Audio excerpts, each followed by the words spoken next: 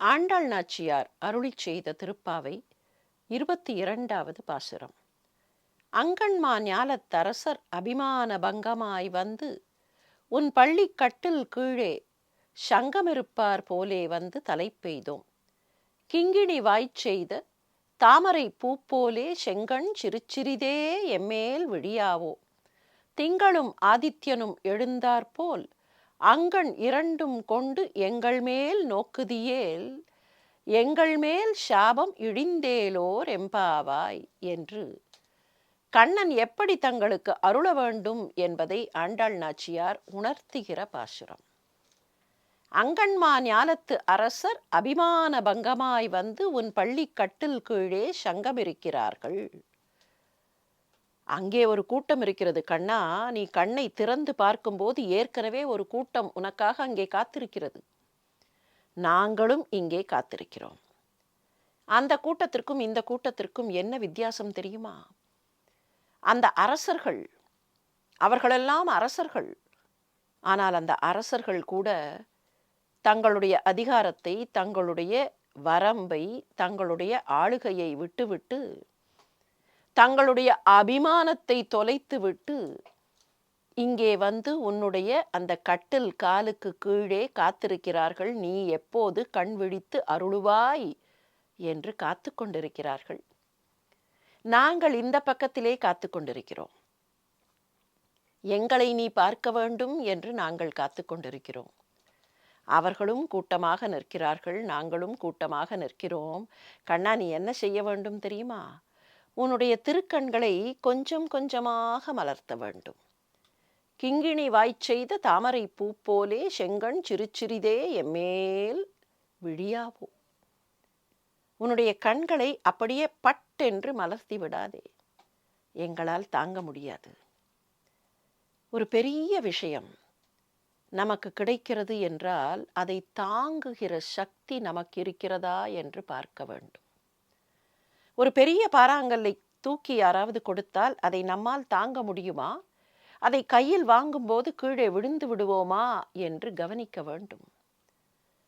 ஆகாச கங்கை பூமிக்கு வந்தது. பகீரதன் பிரயத்தனம் செய்து பூமிக்கு வந்தாள் அந்த கங்காதேவி. ஆனால் பூமியால் கங்காதேவியின் அந்த வேகத்தை தாங்க முடியாது என்பதனால்தான் இடையிலே சிவபெருமானை வேண்டி சிவபெருமான் தன்னுடைய ஜட்டாபாரத்தில் அந்த கங்கையை தாங்கிக் கொண்டார் என்று வரலாறு. சிவபெருமான் தாங்கிக் கொண்டு அந்த கங்கையை கீழே விட்டார். அப்போது கூட பூமாதேவியால் தாங்க முடியவில்லை. கங்கையின் வேகம் அப்படிப்பட்டது. கங்கை ஜஹ்னு முனிவருடைய ஆசிரமத்திற்குள் பாய்ந்தாள். அதன் பின்னர் ஜஹ்னு முனிவர் அவளை கட்டுப்படுத்தினார். தம்முடைய காதுகள் வழியாக அவளை வெளியே விட்டார். அதனால்தான் அவளுக்கு ஜான்னவி என்கிற பெயர் என்றெல்லாம் சொல்கிறோமே. இந்த கதைக்கு பின்னால் இருக்கிற பொருள் என்ன? ஏதாவது ஒன்று மிக பெரியது என்றால் அதை தாங்குகிற சக்தி அதை வாங்கக்கூடியவர்களுக்கு இருக்க வேண்டும். ஒருவேளை அவர்களுக்கு அந்த சக்தி இல்லை என்றால் கொடுக்கப்படுவது கொஞ்சம் கொஞ்சமாக கொடுக்கப்பட வேண்டும். இப்போது என்ன சொல்கிறாள் ஆண்டாள்? நீ உன்னுடைய கண்களை முழுவதுமாக மலர்த்தினால் அதை தாங்கக்கூடிய சக்தி எங்களுக்கு இல்லை. நாங்கள் சாதாரணமானவர்கள். எனவே நீ என்ன செய்ய வேண்டும்? உன்னுடைய கண்களை மெல்ல மெல்ல மெல்ல மலர்த்த வேண்டும். சிறுச்சிறிதே எம்மேல் விழியாவோ. அப்படி சிறியதாக விழித்து நீ எங்களை பார்க்க வேண்டும் என்பதற்கு இன்னொரு உபமானத்தை சொல்கிறாள். கிங்கிணி வாய்ச்செய்த தாமரை பூ போலே. உன்னுடைய கண் தாமரை பூ, அது சரி. ஆனால் அந்த தாமரை பூவை மொத்தமாக மலர்த்தாதே, மெல்ல மெல்ல மலர்த்து. கிங்கிணி வாய்ச்செய்த என்றாள். அது என்ன கிங்கிணி வாய்ச்செய்த? காலிலே கொலுசு போடுவார்கள் அல்லது சதங்கை அணிவார்கள் இல்லையா பெண்கள்? அந்த கொலுசு அல்லது சதங்கையில் சின்ன சின்னதாக மணிகள் இருக்கும். அந்த மணிகளை எடுத்து பக்கத்தில் பார்த்தால் ஓர் உண்மை புலப்படும். அந்த மணிகள் எப்படி இருக்க வேண்டும்? இப்போதெல்லாம் அப்படி செய்கிறார்களா தெரியவில்லை. ஆனால் செய்தால் அப்படித்தான் செய்ய வேண்டும். அந்த மணி சிறியதாக திறந்திருக்கும். உண்மையில் பார்த்தால் அந்த மணி என்பது வெளியிலே ஒரு உலோக பேழை. அதற்கு உள்ளே இன்னொரு சிறிய மணி இருக்கும்.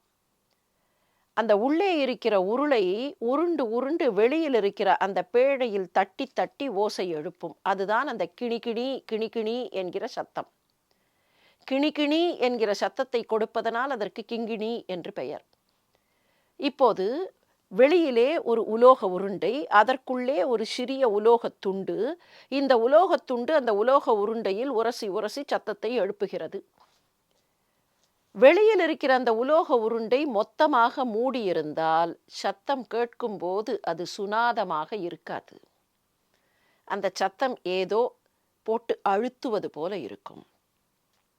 அதற்காக என்ன செய்வார்கள்? அந்த உலோக உருண்டையை லேசாக திறந்தது போல, வாயை லேசாக திறந்தால் எப்படி இருக்கும் அப்படி திறந்து வைப்பார்கள். ஆனால் அதை பெரிதாக திறந்து விட்டால் என்னாகும்? உள்ளுக்குள்ளே இருக்கிற அந்த சின்ன மணி உருண்டை வெளியில் விழுந்துவிடும். அது விழவும் கூடாது. நாதமும் சரியாக வர வேண்டுமென்றால் அந்த வெளி உலோக உருண்டை லேசாக திறந்திருக்க வேண்டும். அப்படி அந்த கிங்கிணி வாய் எப்படி திறந்திருக்குமோ அந்த அளவுக்கு நீ உன்னுடைய கண்களை மலர்த்து. உன்னுடைய கண்கள் முழுவதுமாக திறக்க வேண்டாம். ஆனால் அதற்காக அதை மூடி வைத்திருக்காதே. எங்களுக்கு வேண்டிய அளவு அருள் தருவதற்கு அந்த கிங்கிணியை திறந்தது போல உன்னுடைய கண்களை மலர்த்து. கிங்கிணி வாய்ச் செய்த தாமரை பூ போலே செங்கண் எங்கள் மேல் சிறுச்சிறிதே விழியாவோ. உன்னுடைய கண்கள் எப்படிப்பட்ட கண்கள் தெரியுமா? திங்களும் ஆதித்யனும் கலந்தார் போன்ற கண்கள்.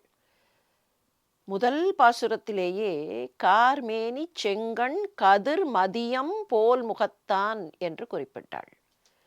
ஒரு பக்கத்தில் சந்திரன், இன்னொரு பக்கத்தில் சூரியன், இரண்டும் கலந்த முகம்.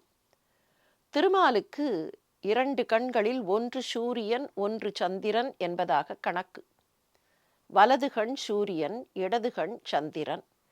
சுட்டும் விழி சுடர்தான் கண்ணம்மா சூரிய சந்திரரோ என்று பாரதியார் பாடுவாரே. ஒரு கண் சூரியன் ஒரு கண் சந்திரன். ஏன் இப்படி 2 ஒன்றுக்கொன்று எதிரும் புதிருமாக இருக்கின்றனவே என்றால், யார் தவறு செய்கிறார்களோ அவர்களுக்கு சூரியனாக வெப்பம், யார் சரியாக இருக்கிறார்களோ அவர்களுக்கு சந்திரனாக குளிர்ச்சி. நீ என்ன செய்ய வேண்டும் தெரியுமா? 2ஐயும் மலர்த்து. ஏன் 2ஐயும் மலர்த்து? திங்களும் ஆதித்யனும் கலந்தார் போல. கிருஷ்ணா, எங்களுக்கு செடிகள் வளருவதற்கு எப்படி வெப்பம் தேவையோ சூரியன் தேவையோ அப்படி நீ தேவை. அதே சமயத்தில் அந்த செடிகளுக்கு இரவு நேரத்தில் சந்திரனின் குளிர்ச்சி தேவையில்லையா? அப்படி உன்னுடைய குளிர்ச்சியும் தேவை. நாங்கள் வெப்பத்தை நாடியும் வேறெங்கோ போக மாட்டோம், குளிர்ச்சியை தேடியும் வேறெங்கோ போக மாட்டோம். உன்னுடைய திருக்கண்களை எங்களுக்கு காட்டு. அங்கண் 2ம் எங்கள் மேல் நோக்குதியேல் எங்கள் சாபம் இழிந்து. நாங்கள் பிறவி எடுத்திருக்கிறோமே, இந்த பிறவி என்கிற இந்த சாபம், எங்களுடைய சிக்கல், எங்களுடைய பிரச்சனை எல்லாம் தீர்ந்து போகும். எப்போது தெரியுமா? உன்னுடைய திருக்கண்களை நீ மலர்த்தினால் என்று அவர்கள் கேட்கிறார்கள். அவர்கள் மட்டுமா கேட்கிறார்கள்? நாமும் கூடத்தானே.